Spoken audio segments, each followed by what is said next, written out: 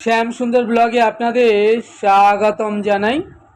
সমগ্র ইউরোপের একটি দেশ তার নিজস্ব শিল্প, সাংস্কৃতিক সভ্যতা, ভাস্কর্য, স্থাপত্য ও নির্মাণ শৈলীর জন্য জগৎ বিখ্যাত। ইটালির ফ্লোরেন্স, ভেনিস, রোম, মিলান এর মতো শহরগুলোর চোখ জুড়ানো সব ভাস্কর্য শিল্পশৈলীর যে কাজ, তার সঙ্গে এর অপূর্ব সৌন্দর্যের কারণে বিশ্বের ভ্রমণপিপাসু মানুষের কাছে বেশ জনপ্রিয়।